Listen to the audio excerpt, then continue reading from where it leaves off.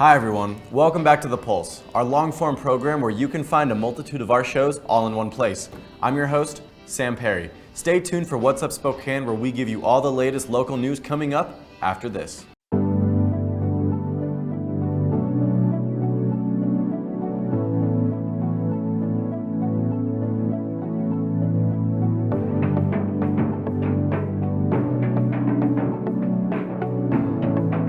The world has changed a lot in 50 years, and Kimley Haygood has changed with it. We still provide our customers with the highest level of service, whether it's financing, construction management, property management and maintenance, leasing, or sales. Our team is here to help you make the best decisions with your real estate.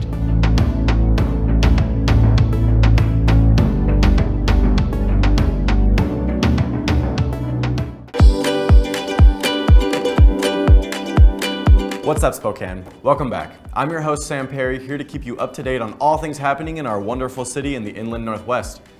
So we just found out that, unfortunately, this year's edition of Hoopfest has been canceled. After discussions with Governor Inslee, the Washington State Department of Health, and the Spokane Regional Health District, Hoopfest director Matt Santangelo decided it was best not to hold the event this year. While it comes with a heavy heart, he assures fans and players that the priority is the safety and well-being of the community. Registered teams can choose to donate their fees to the small business of Hoopfest or request partial refunds. And to update on the Spokane City Council primary election, a recount was held for the District 1 Council Position 2 after Nagmana Shirazi and Luke Jasmine III were counted to be separated by a mere 4 votes. The recount did hold up that Shirazi was the winner, and Jasmine III is out of the race. He posted this on his Facebook page on Tuesday, thanking his family and supporters and publicly endorsing Shirazi. And that's What's Up, Spokane. Thank you for tuning in, and we'll be right back with The Pulse.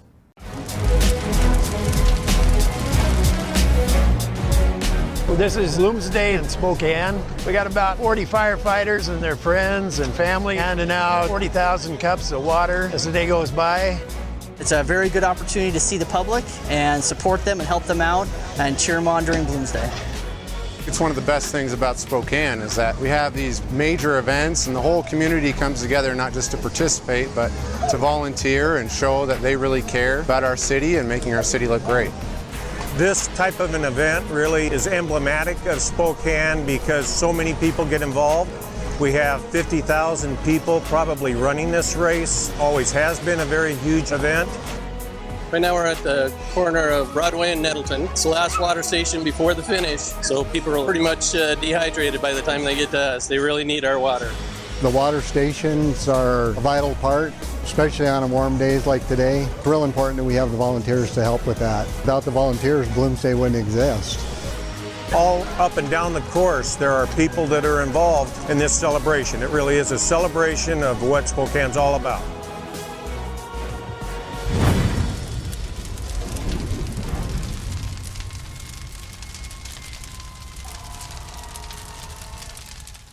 At Wendle, you are respected, you are valued, and we have an experience tailored to fit your lifestyle. I'm Nick. And I'm Gina. And we bought 3 cars from Wendle Motors. Throughout the day, I just kind of would get updates, texts, phone calls, and I was actually really impressed with how my wife was taken care of. People should shop at Wendle because they make you feel like family. For your tailored experience, come see us at Wendle at the Y or Wendle.com.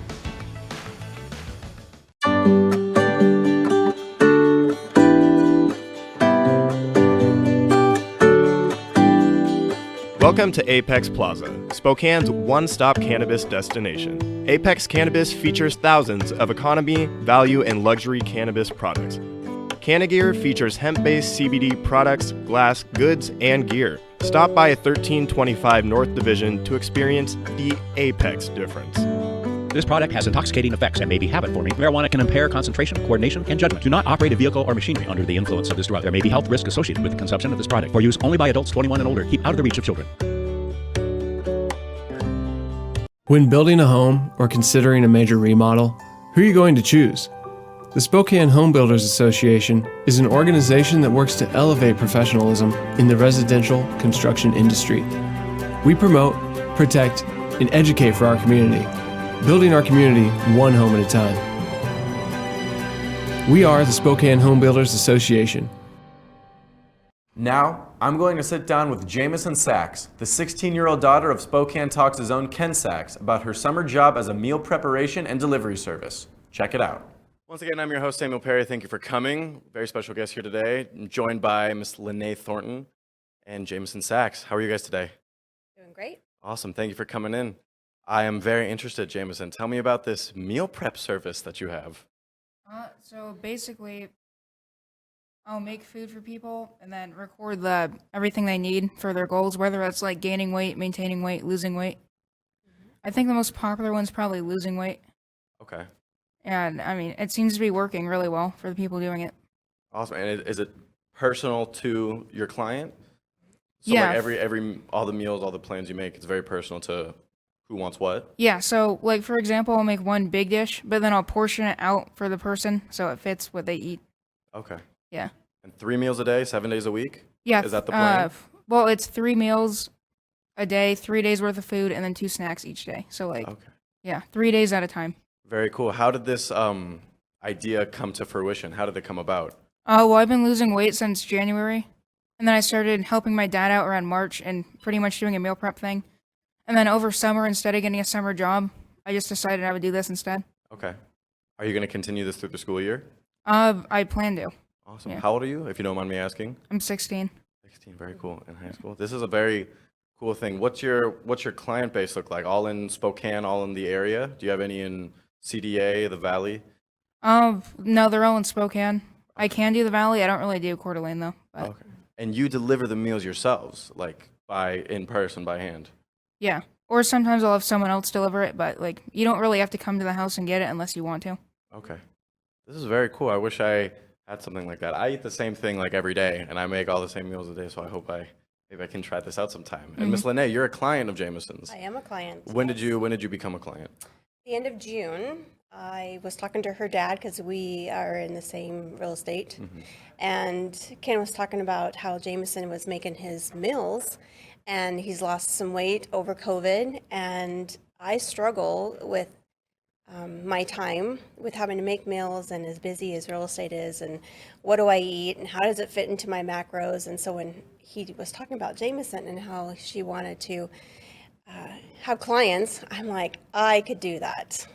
So I contacted Jamesyn through a text message and she said, yeah, that'd be great. So we kind of worked out the details and she decided what she was going to charge per week and how the meals would work 3 days at a time. So it's Sunday through Wednesday usually. Yeah.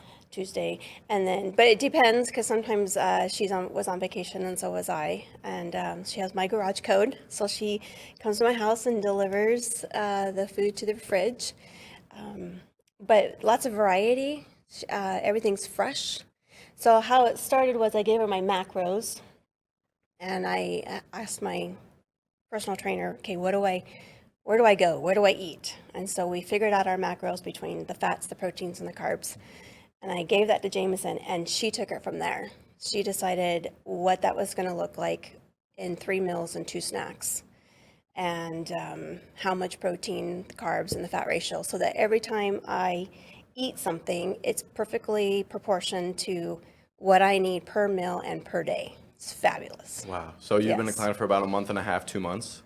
Yeah. At this point, are you like hands off? Jamesyn takes the reins and she knows what to do, what not to do? Yes. I try to tell her what I don't like, but I'm not sure there has been anything that I haven't. Really? haven't like we've had sushi, and she makes these fabulous chocolate protein pancakes with raspberries and sugar-free syrup. Yeah. And one of my favorite is zoodles with sun-dried tomatoes and feta cheese. That one's the best. What else? I can't really think of it. I kind of just like make it and then like if someone asks me to make them something, I can't really just do on the fly. I don't have to like plan it out. She does a good job planning. Lots of variety. Cool. Are all the recipes just off the dome? Do you look any up, or are they all just locked in the brain? Well, I'll get some inspiration if I see something, and then I'll kind of change it a little bit to make it less like, unhealthy.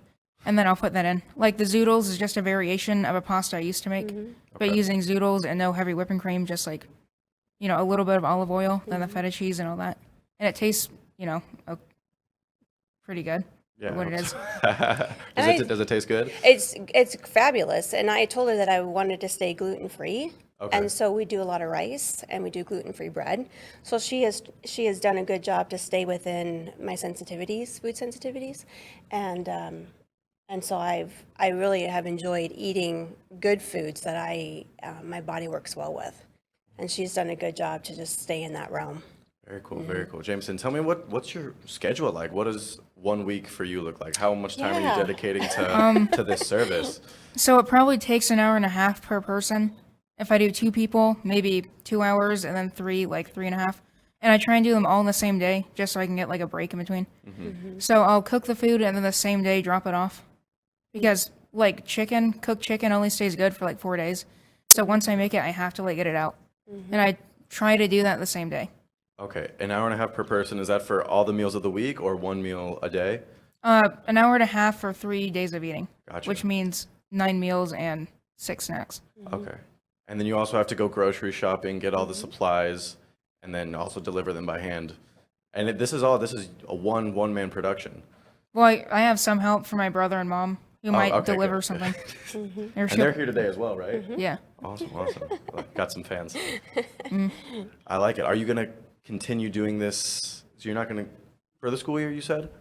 At least until January. Gotcha. And possibly further on? Yeah, possibly. Gotcha. Yeah. Gotcha. Are you going to take full advantage of this while it's ready? I am. Yeah. I'm enjoying it a lot. Do you like the Sunday through Wednesday meals by Jamesyn much better than the Thursday through Saturday by anyone else? So I do all week, so it's Sunday to Sunday. Oh, you do? Yeah, Oh my gosh. So I do Sunday to Sunday, yes, meals. Yeah. It's always exciting to see what she's got in these, because they're the microwavable plastic containers. And so she has sticky dots.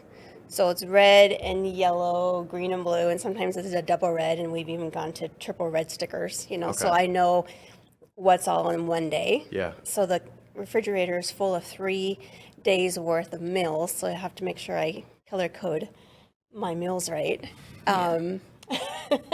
And so I return them after I wash them. I return them back to Jamesyn, and then she gives me another set of meals for the second part of the week.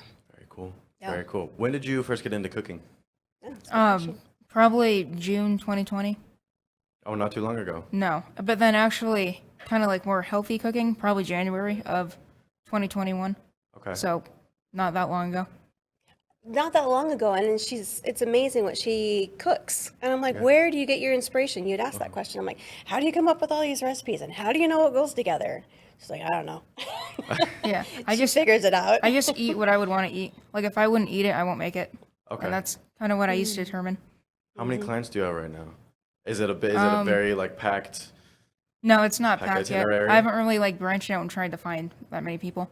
Okay. Because I've had a few, and for them, like Lenae, I'm just kind of testing it out to see if it would even be something.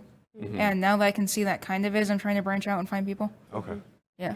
Do you find that doing this service, having the help from your mom and brother, is that making you guys this a nice family activity to do during cooking days, during delivery days? Yeah, especially with my brother, because he'll come home from work and then we'll just go together and drop off food. Fun. Yeah. Fun. I like that. Like you get a personal aspect out of it, and like you have the family involved. It's very cool. Yeah. I feel like I have a personal chef. Yeah. And they just drop it off at my door. It's just great. That is fantastic. I need to. Maybe I should try it out. Hopefully, can I get a free trial at discount? No, I'm just kidding. Oh, actually, I do 3 days free just to see if you like it. Really? Yeah. There you go, Sam. That's part of it. I'll get on that. There I'll get you on go. that most definitely. Awesome. Jamesyn, Lenae, thank you guys so much for coming in. This was so You're welcome. insightful. This is an awesome service that everyone watching, everyone listening should try out. Jamesyn Sachs, look her up. Can we find you online anywhere? How do we contact you? I mean, I have a phone number. I don't really. Okay, yeah, that's okay. Are you on Facebook? No. We can figure it out. We can figure it out. Okay. Awesome. Her dad's on Facebook. You can reach her dad. Yeah. Okay, at Ken Sachs? Ken Sachs. Ken Sachs on Facebook. All right. If you want to get in touch with Jamesyn, email Ken Sachs from Facebook. He's on Facebook. He's on everywhere. Awesome. Lenae, Jamesyn, again, thank you guys so much for coming in. This has been awesome. Thank you. Awesome. Thank you guys for watching. Thank you for listening. I'm Sam Peri, and this has been The Pulse with Spokane Talks. See you next time. The economy is getting stronger, banks are lending again, and interest rates are at historic lows. Now is a great time to buy your dream home. The caring and knowledgeable professionals at Homes for You have been helping people just like you for over 20 years. They take the time to listen to what you want and will help you find just the right home in Washington or Idaho. Real estate is what we do at Homes for You, 928-5782, or visit online at homes4uspokane.com. This is River Ridge Frame Shop, called Frame It Today, where we can take your art, customize it, and get it ready to hang on the wall.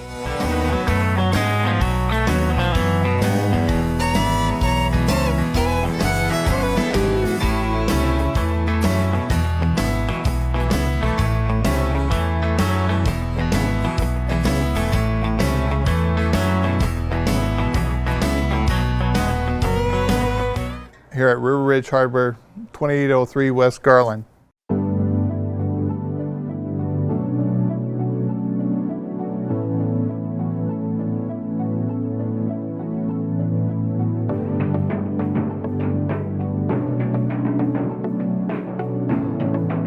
The world has changed a lot in 50 years, and KXLY Haygood has changed with it. We still provide our customers with the highest level of service, whether it's financing, construction management, property management and maintenance, leasing, or sales. Our team is here to help you make the best decisions with your real estate.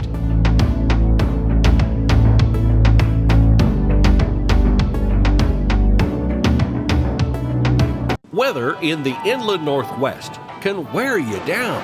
And if your gutters are in poor condition or you do not have gutters, you could suffer damage that could cost a fortune to fix. Rainman Seamless Rain Gutters has almost 30 years of professional experience in serving the inland Northwest region and strives to ensure customer service that is second to none, from the time you call to the end of the project.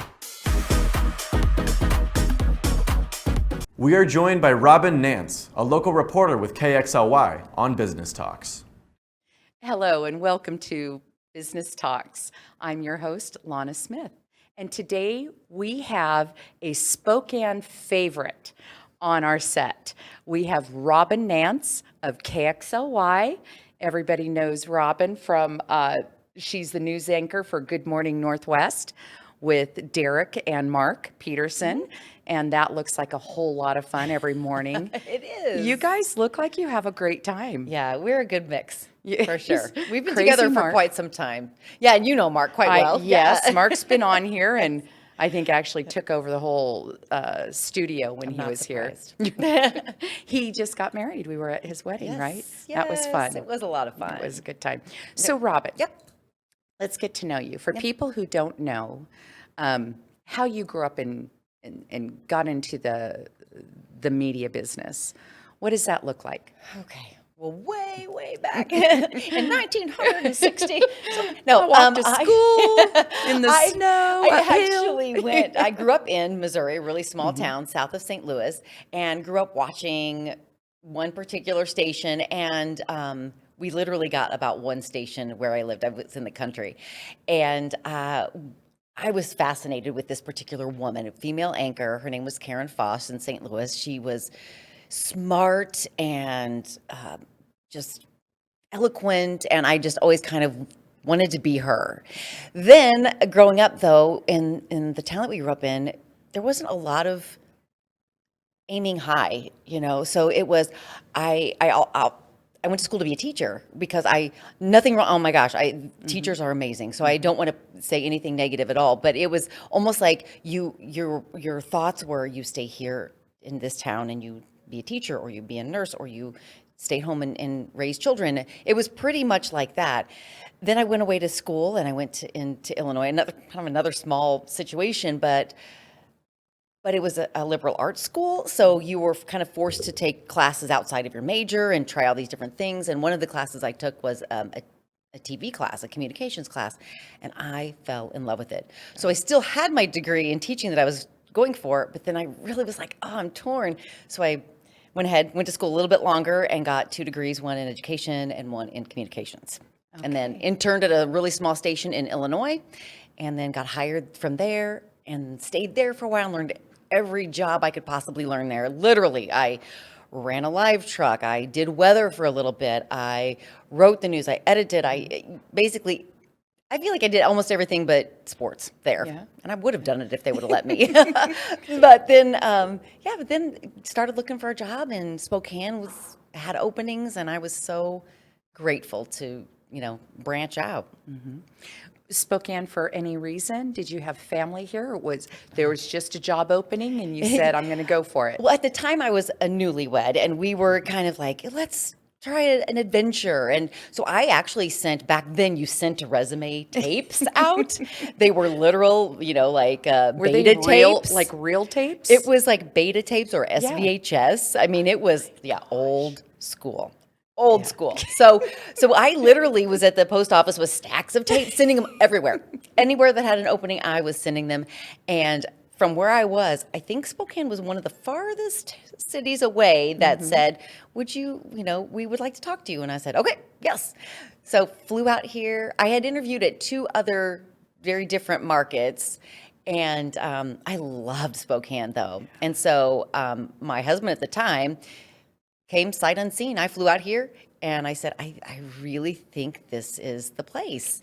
And so that was, but our thoughts were, we were going to come here for about a year or two, and then move back home. Oh, and that was 20, how many years ago? Yeah, we're looking at. Oh, don't make me do the math. Yeah, the math.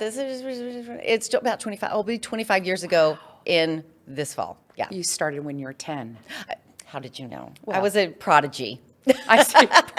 You were a prodigy. I was a child prodigy. I love it. Yeah, so I came here to work at a different station. I actually worked at Creme 2 for quite some time, but so that's why I came here to take a job there, and then was there for a while, got some great experience, and then, life changes, things happen, and then an opening was just perfect timing for me at KXLY, and so I've been there for a really long time. How long have you been there? It's funny because I do the math too. So I interviewed when I was pregnant with my 3rd child, and she's 18. So I started when she was an infant. Yeah, I started, she was born in November. Then I had this nice little time off to, bring her into the world and get my bearings with, 2 other kids. And then I started in January of 2003 there, forever ago. Isn't that crazy? But it doesn't seem like it. It just flew. Time flies when you're having fun. Right? So Yes. you've seen, now we talked a little bit off camera about this. You've seen a lot of changes. I mean, 25 years in the business. Insane. You've seen a lot of changes, especially what about women? Women in the business. Now, like you're talking about just the difference of sending off all your VHS tapes. Yeah, right. Is what changes have you seen in the industry just as it in regards to women in the industry? Well, I feel like I started literally the week of the first Desert Storm. So I started in 1991, and we had 1 female anchor at the time. Actually, we had 2 at this very small station. One was weekends and one, and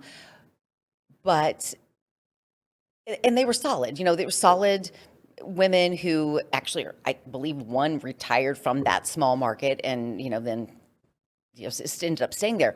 But I feel like it came at a pretty good time for women, that it wasn't a total anomaly that you had women on the anchor desk and that kind of thing.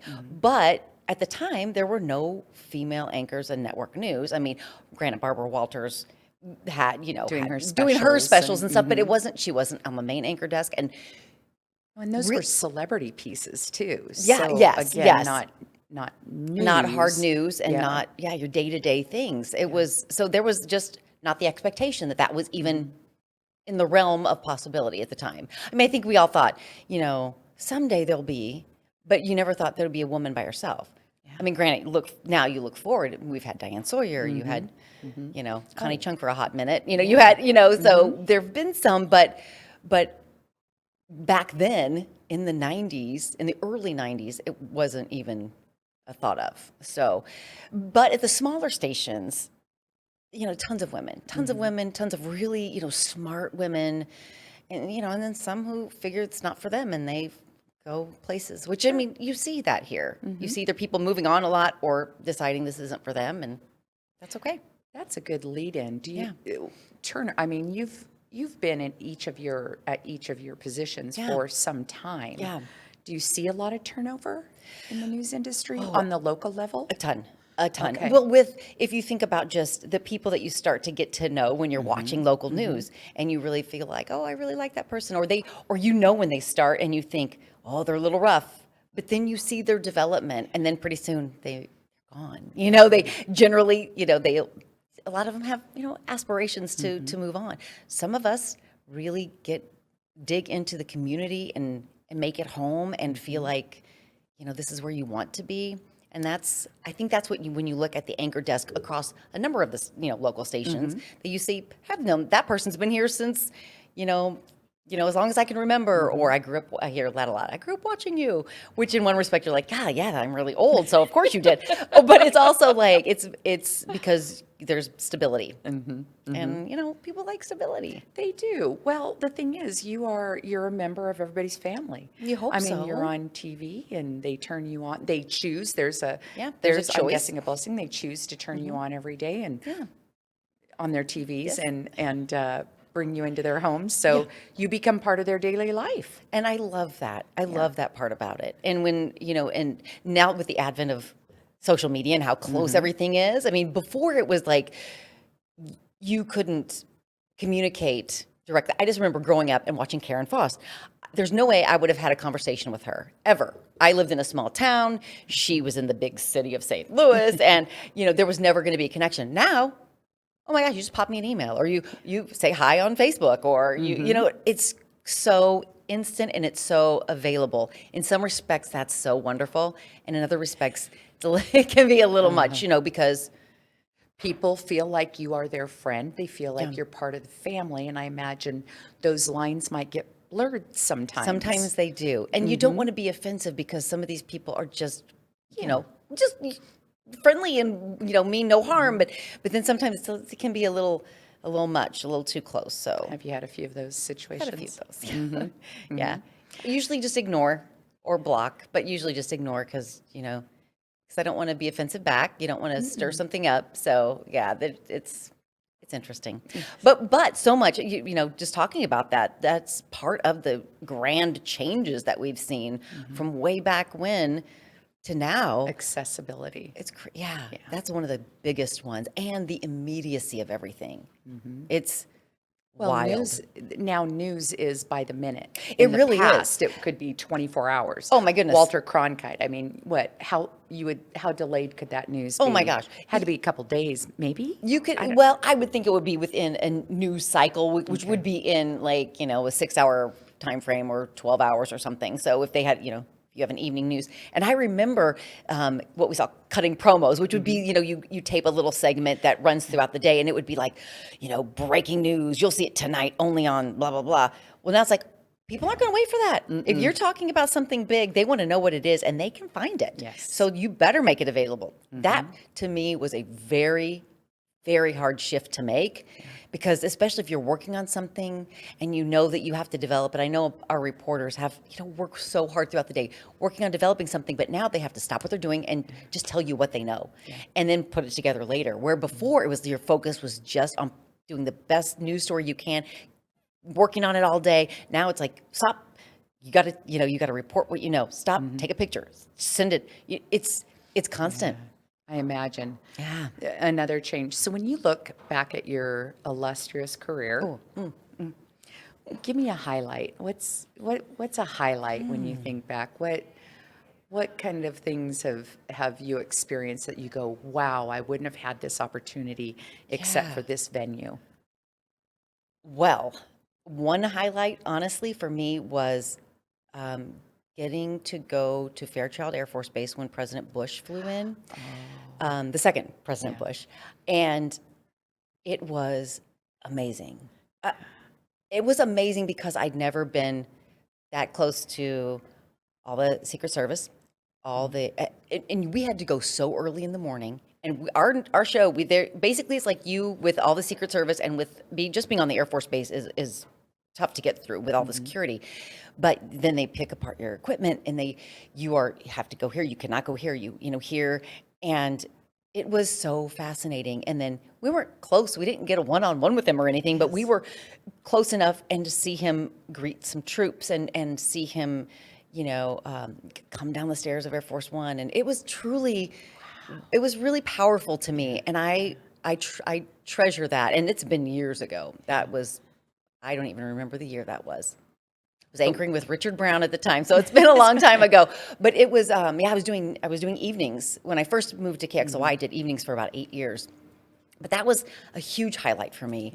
And then there are other just monumental things that were so devastating. The whole, you know, September 11th, which we're coming up on. 9/11. 9/11. I was on the air in the morning when that happened. And I mean, I remember it so vividly. I remember Columbine. We were on, you know, at work that morning, cutting in. Sandy Hook. I mean, we could just on and on and on and on. But 9/11, and we're coming up on the anniversary. Big one. Yeah. Yeah, big anniversary. It was wild. It was wild to think about all the major things that have happened, but it's nice to have the highlights too of the fun things, you know, and then the fun things we get to do that other people wouldn't get to do. I got to fly with the Thunderbirds once, and my brother's a fighter pilot, so I was for years wanting to do that. So I mean, just really cool opportunities, and then to talk about what that's like, and to, you know, there's a lot of pride in that. Well, first of all, the military. I have such pride in our military, our armed forces family. But just really cool opportunities. That's wonderful. Yeah, I feel very blessed in that. It's good. Well, and you think everybody looks at the news today, and there's so much negative that when you get to bring in positive stories and community-minded stories, and which will lead into Teen Closet. Yeah. So tell us about Teen Closet. So back in 2007, we opened this little boutique at the time called Teen Closet, and the deal with it is so it's a nonprofit that I helped co-found. My co-founder is Linda Rogers, and she was a foster parent for 20 years and a foster parent recruiter. We met when I was doing stories called Wednesday's Child. They're weekly stories that we do with kids in foster care who are considered special needs, but really that just means that they're older than 8. Some of them do have different disabilities, but most of them are just a little too old, you know. People want babies and without a bunch of baggage, and so that's hard for these kids. So I do stories with those kids. I met Linda. We were talking about other ways that people can help. You know, a lot of people have big hearts and want to help these kids, but obviously everybody can't take in children. So we came up with this idea. We opened this free boutique for teenagers in foster care to just come and get clothes for free. And then the mission has just grown and changed. So now we are Teen and Kid Closet, and we basically clothe all the way from newborns to, you know, young adults in their early 20s, kids who are now, used to be just foster kids, but now it's kids in foster care. It's kids considered in poverty or in homelessness, and we serve all of Eastern Washington, all of North Idaho. Well, and you've included kids from Wishing Star, and which we've been so grateful for. So just kids and families in need. Well, and I think when, you know, you're talking about my job and community, and that's one of the things that I have loved so much about my job here in Spokane, is that I've had the opportunity to really do really cool events. I've been to some Wishing Star events. I've been to, you know, a bunch of others. I've emceed stuff. I've just gone to hang out at them and to support, but then to also be able to see a need and to just kind of run with it and to see how generous this community is. You just put out, people just need to know sometimes about what you need, and they want to help, and that's been amazing to see. I agree. We live in the most generous community here. We do. It's you just make a phone call and the needs are met. We see it over and over again. Yeah. Did COVID affect Teen and Kid Closet? It sure did. So we did have to shut down for a couple of months. At the beginning of COVID, we shut down in, I think, like late March until I think June.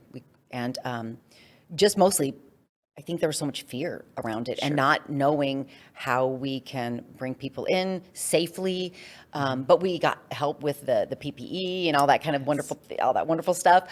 And then we opened back up, and then we had to really limit the amount of kids that could come in at one time. But then we were able to, as the phases changed, we were able to bring in more.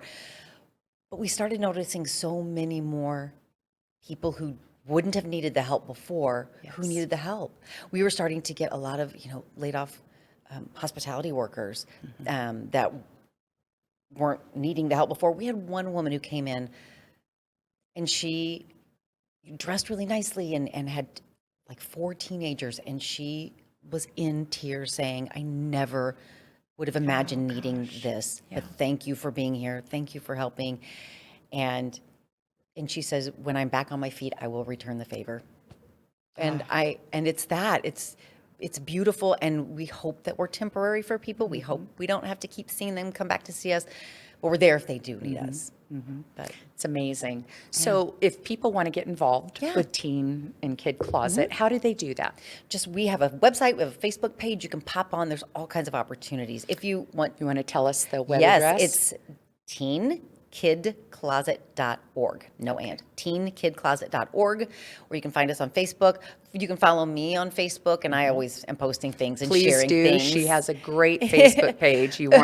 It's fun. You have a great I try to make it pretty Facebook light. page. Sometimes it It's gets good. heavy, but I figure there's so much heavy out there. I'm, just pop in. Like today, show me a picture of your dog. That kind of stuff. You will get 5,000 responses. It's when you amazing. ask for a picture of dogs. It's amazing, but it's also great. Put your pictures up of your puppies. I You will. should. I will go on. They're after so I'm done. precious. There's something. They've been called dust mops, but that was so recently. cute. Well, so people can donate to us. We always need cash. Doesn't everybody? But we have to keep operating. We always need, donations, really good things. Our goal really is to have kids who come and shop feel like they're in a store that's just for them. And we want them to feel special. And it's all about dignity.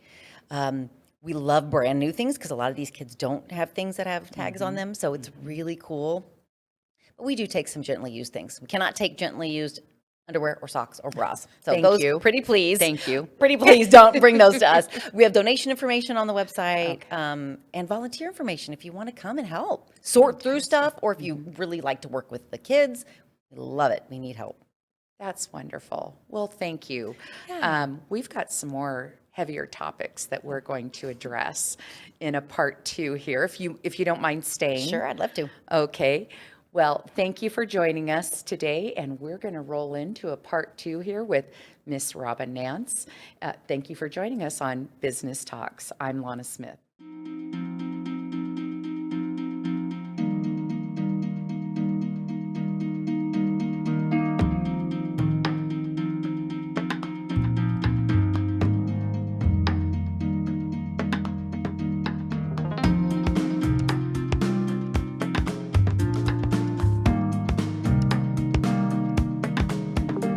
Contact us today to learn how PowerView automation makes everyday living effortless. Starting a digging project? Before you reach for the shovel, you must click callbeforeyoudig.org, alerting your local utility companies to come out and mark any lines they have near your dig site. Protect our buried utilities and click callbeforeyoudig.org. Next up on Real Estate Talks, we sit down with Government Affairs Director for the Spokane Association of Realtors, Darin Watkins. Well, hi folks, Ken Sachs here, host of Real Estate Talks. Thank you for joining us for another great show. My guest today is Darin Watkins. Darin, welcome to the show. Thank you so much. You bet. Tell us about yourself. I work as the Government Affairs Director for the Spokane Association of Realtors, and we work very closely with a lot of our local business partners, politicians, to try to help ease the concerns and the crisis that we're currently facing. Yeah, so you've been busy lately. I've been trying. We're trying at every avenue. I mean, it's abundantly clear that we are in a crisis. I mean, we are looking at housing prices 30% in just 1 year. Yeah. That's terrifying. Sure, let's talk about that crisis with the housing market, not only in Spokane, but in a lot of places around the country. But let's focus here on the Northwest. Right. Let's talk about that. Spokane is really, really, really bad. Yeah. By every metrics, we're one of the We are the highest in the nation for increase in prices. We are the lowest, some of the lowest in the nation for amount of supply. And it really comes down to supply and demand. Sure. We have restricted growing in this region for the last 10 years, and now that's coming back to bite us. Right, and so you say supply and demand. So our supply, we're down to 2 weeks inventory? Exactly. We're about 94% reduction in inventory over the last 10 years. Sure, and I've explained before multiple times on this show what we mean when we say inventory. And folks, when I say 2 weeks inventory, that means at our current pace of sales, no new units come on the market, and at our current pace of sales in 2 weeks, everything's gone. That's 2 weeks inventory, which we've been, and that obviously is a seller's market. Mm-hmm.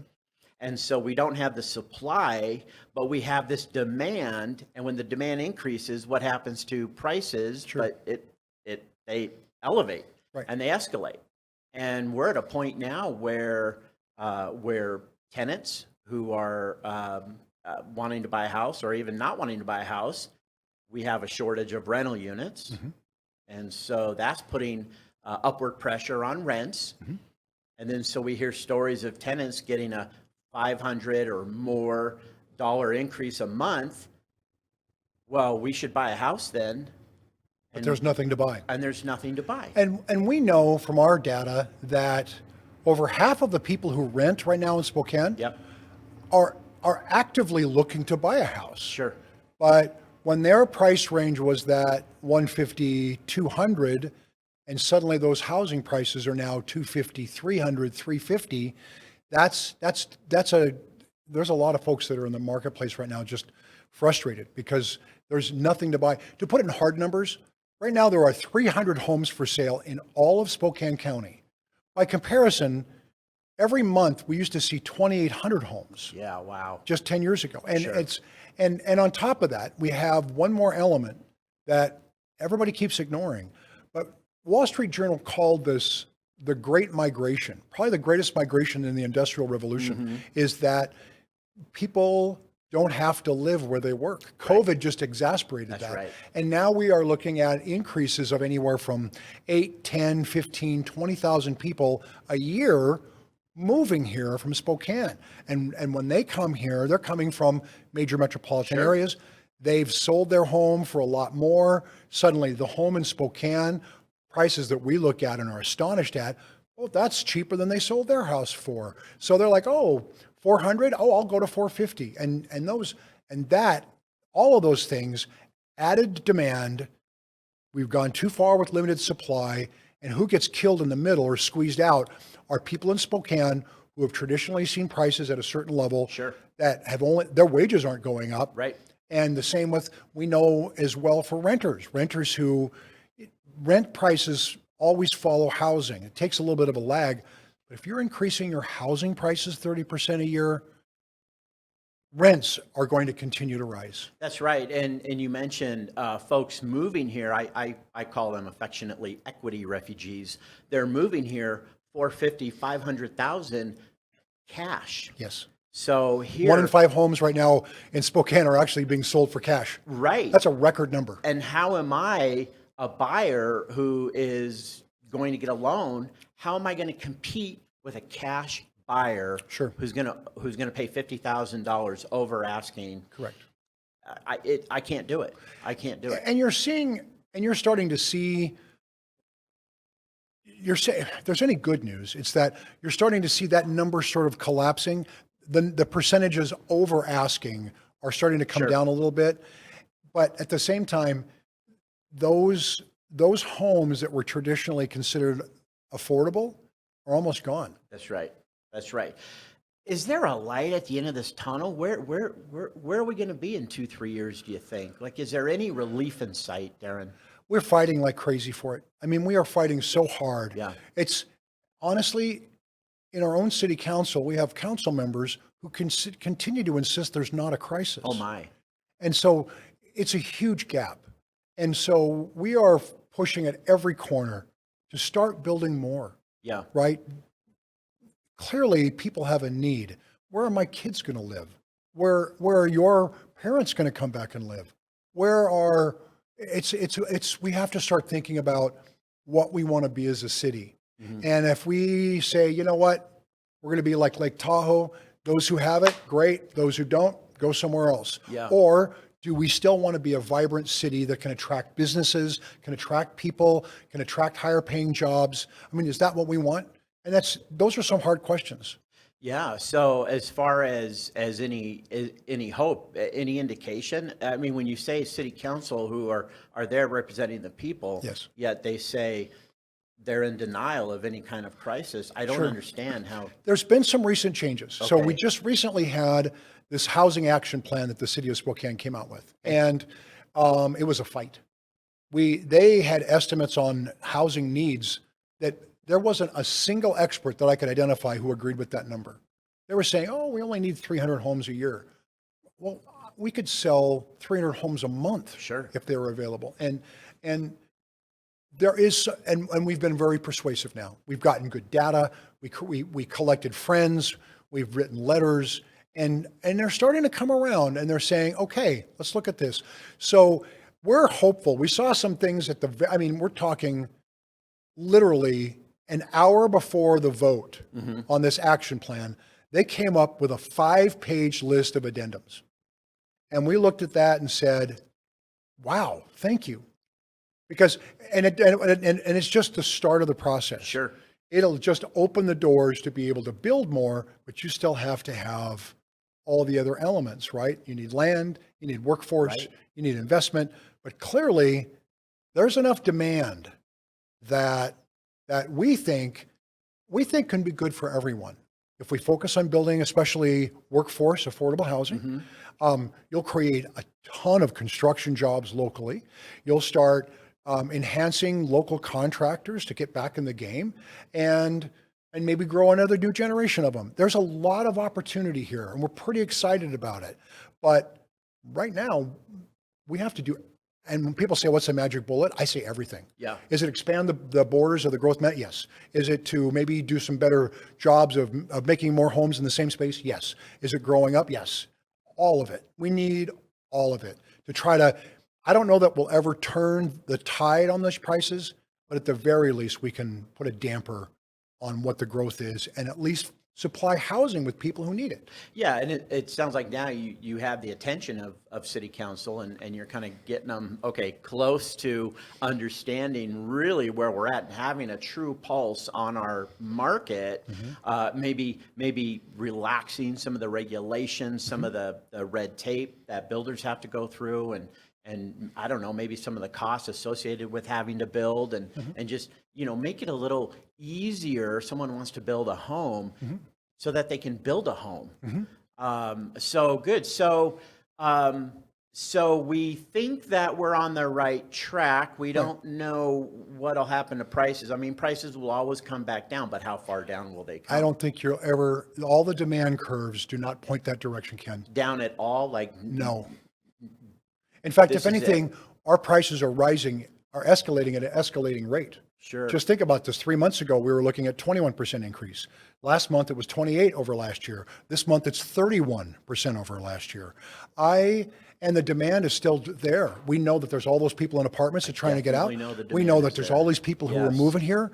And there is, every economist that we talk to says at least for the next 3 years, you are still going to see this tremendous upward pressure on housing in Spokane.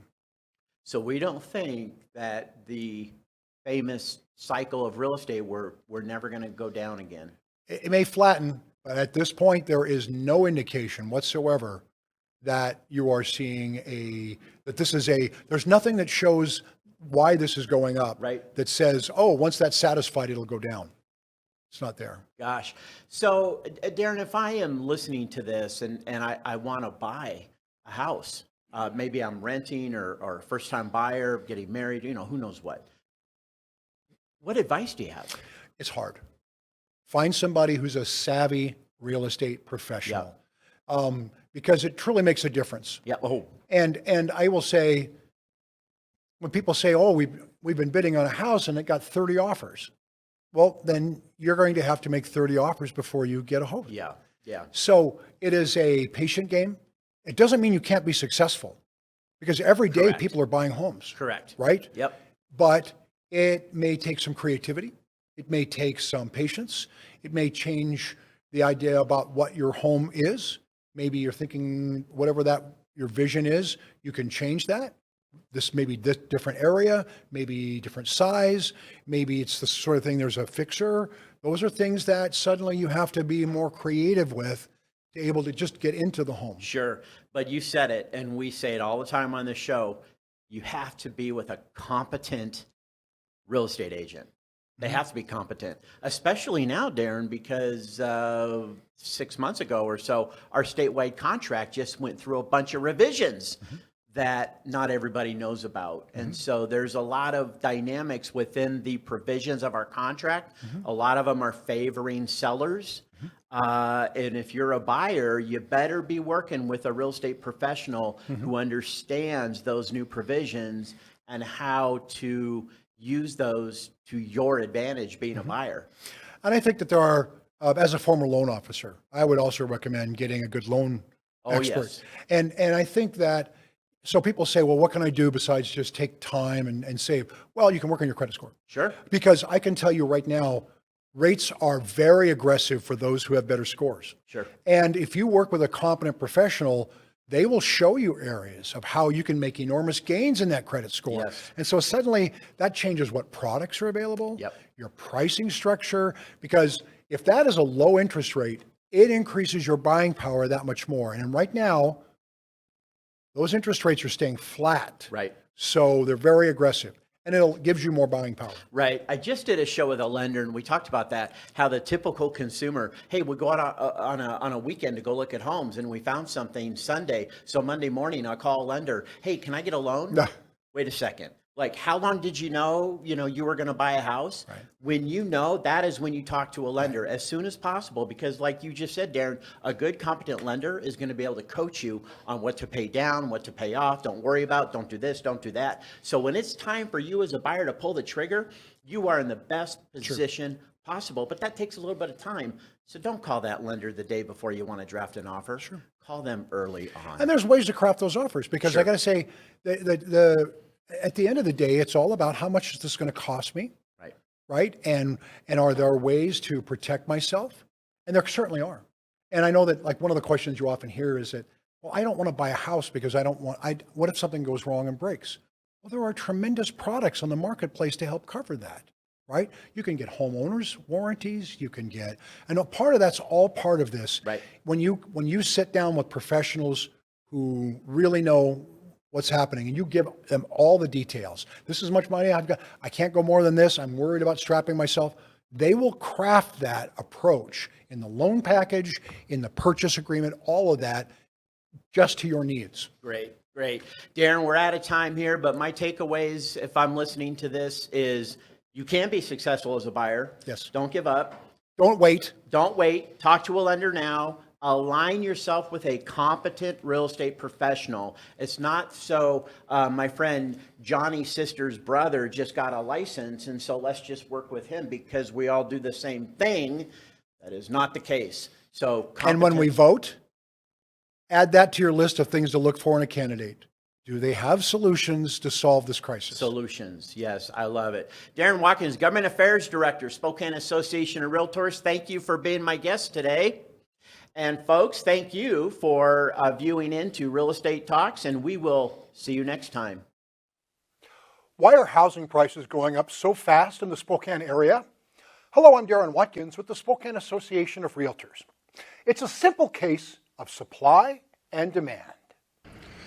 Since 2010, we have seen the number of available homes on the market fall dramatically, from 2,348 in January of 2010 to only 164 per month in 2021.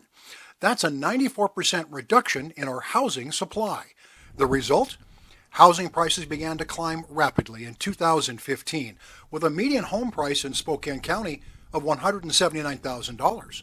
That same home today would cost you $380,000. That is, if you can even find a home to buy. For the last I'd say at least 10 to 15 years, I think we've been underbuilding. We've seen this crisis coming, and nothing's being done to fix it. There are no homes to purchase. When there is a home that comes up that buyers like, you're up against 20 plus other buyers who are making an offer on the same house. Adding to the crisis, thousands of families are fleeing major West Coast cities such as Seattle, Portland, and Los Angeles. Among the top destinations, Spokane, Washington.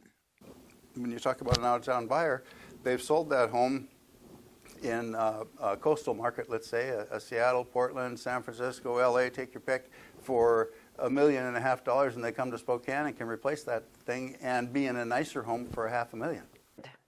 When there are 20 plus offers on a property that they feel like they don't have a chance. So now they're having to look at homes far lower than they're even qualified for because they have to compete with cash deals or something that goes so much further over the list price, and it's extremely defeating for clients. The answer is clear. We need more homes immediately, especially for entry-level workforce housing. Every day that we wait, those costs are just going to keep going up and up. Kent got the chance to test drive the new 2021 Mustang Mach E over at Wendle Motors. Check it out. Is this the 21 or 22 Mustang? This is the 2021 Mach E Mustang. Okay. And why is this looking different from what I remember of my 1965 Mustangs? So since it's all electric, it kind of has a different customer base. Okay. So Ford wanted to kind of give it that sleek Mustang look in the front. Yes. And then in the back, it actually made it a hatchback because lots of the people who are looking to buy electric Mustangs need the space. Yes, yes. And for kids, for groceries, for what we do on a daily basis, right? Yeah, so they kind of changed the style of this Mustang, which lots of people like, others don't. Well, let's look at the motor. Yeah. So let's open up the hood. And as you can see, there's no motor. Yeah. It's just storage. So here you have your 4 storage bins. Yes. You can put whatever you want in there. It's pretty handy. Right here you have your little escape switch, which they put in because they're required to, just in case someone's in there. So they put a little kidnapping picture on there. Yes. Even though no one can fit in here, Ford decided to make a little joke. I was going to say, if you're kidnapped, you're probably in there somewhere. Yeah. Right? And it's, okay. Yeah, 100%. All right. And then back here we have your back area where you have the hard mats, your charger that it comes with, and a cover that keeps any groceries or any items you have in the back covered so people cannot see it. Okay. And when you say charger, you're talking about what hooks up to an electric station. Yes. So you can, well, you can actually hook this up in your garage, plug it into a switch, and take it with you. I want one of those too. You do? Yeah. Well, we might have one. I love it. I love it. Let's go for a test drive. Let's go. Okay. And it does have power seats, so you can go ahead and adjust those however you'd like. Okay, down the low, guys. I want to go back.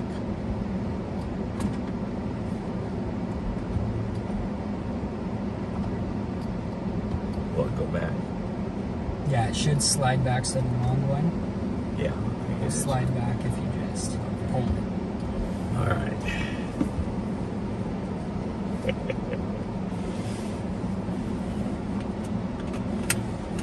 All right. Anything I need to know? Okay, the gas pedal's right there. The gas pedal? Yeah. Yeah, old term, isn't it? Uh-huh. Is it hard to get rid of that term sometimes? It is. Yeah. Okay. The windshield wiper in the back keeps going every so often. Does it automatically do that? Yep. Oh. Is it cleaning it off? Is that what it's... Pretty much. So what it's doing is it's probably sensing dust falling on top of it. Oh. Or ash since there's a fire nearby. Okay. I've got my foot on the brake. I'm going to put it in reverse. Where do I do that? You have a little knob right here. So what happens? I'm guessing R is probably the one, right? Yeah. Okay. Yeah, that's the one. Yeah. Why Ford actually is switching to the knob is because people would get in with their bags Yes, or and catch it. groceries and catch it on the Yeah. shifter and accidentally throw it in reverse or drive, and it would create problems. And so they switched to a knob so that doesn't happen anymore. I'm gonna guess drive. Yep. Okay. I still want to do. Okay. Oh. Yeah, it's got some giddy up and It down, does. huh? Yes. I was surprised, honestly. Okay. So we're gonna take a left here. Okay.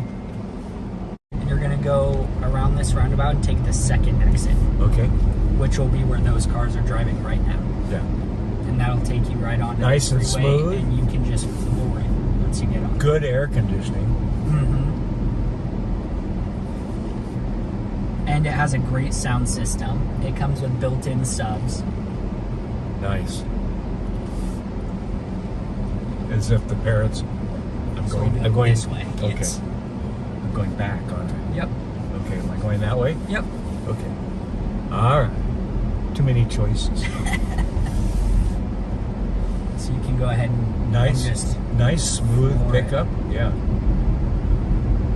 Wow. Okay. I just stepped on the accelerator doing 65. Yep. I don't want to. Probably shouldn't say that because the police chief might call me. And talk to me next time he comes in to the station. But That's one thing about these electric vehicles where they do beat the gas is their acceleration is unmatched. okay, trying to figure out what's what here with the changes they're making because of the north-south. It'll be so nice when it's done. It's gonna be really handy. Yeah. Get you all across town a lot faster. Yeah. Well, and get a lot of the big, heavy traffic off your division. Yeah. Which goes right by your place there, you know. Yep. Which is good and bad for us because for business, we kind of want everyone coming by there and seeing our vehicles. Yeah, but I'm thinking of the trucks and the delivery things like that. Yeah, that will definitely help.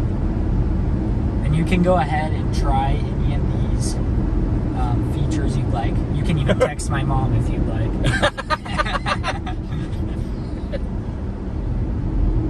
Wow. As you can see, you can the also ride is very comfortable. I love it. And I'm going about 63. I don't know what the speed limit is. We might find out the hard way. The pickup. Go ahead and get in the right lane. Excuse the expression, kind of floors me a bit. Because it does have quick pickup. It does. It shocks you. Is that more because it's electric than gas operated, do you think? Yes. Okay. Am I getting off? Yes. So okay. You get off right here. I'm not used to having someone tell me where to get off. Oh, okay. Well, you will with the GPS on this. Oh, see. Do I get a choice of male or female? You can choose the voice. You can just press that button I pressed earlier and say Costco, and it'll pull up 3 options for Costco for you on that. Am I going left? Yep. So we'll take a left. Okay. Because you know, folks, if I don't ask where we're going, I'll do the wrong choice.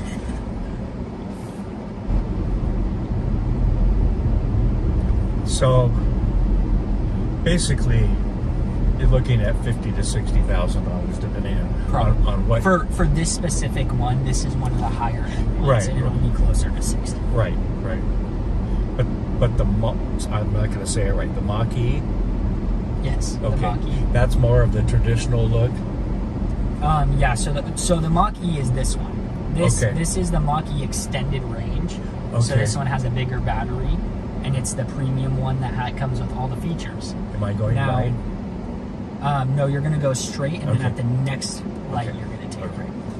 So the GT, the Mach E GT that's coming out in the future, is going to be a little more traditional. It's going to actually have an even bigger battery than this one, more technological features than this one. It really comes down to the battery, doesn't it? Yeah. Yep. Because if the battery isn't charged enough, you're not going very far. Yeah. And so, yeah. And they do have, so there's a new charging station that they have around the country called DC charging stations. Yes. can literally charge your battery like that. By going right? So you're going to take a right at this thing. Pretend like I know what I'm doing. It's called acting. Thank you. What a great experience. Pulls You up to the really... curb. Huh? When you pull up to the curb slowly, yes, that front camera will pop on so you can see how close you are to the curb. You probably don't want me hitting the curb either. Okay. To P for park, right? Yep, P for park. And if you were to turn off the engine, it would automatically put it in park. Well, maybe I hit... Oh, okay. All right. I'm in park now instead of... They're all going to come out and look. See, you got an amateur with you, huh, Colby? Uh-huh. Okay, so now what do I do? We're good to go. Go in and buy one. Press the button. We'll go inside, fill out some paperwork, and you can leave here today with a Mach E on the way. All right, great. And that's a wrap on this week's episode of The Pulse. Thank you for checking out all the news and conversation over here at Spokane Talks. I'm Sam Peri. Stay frosty.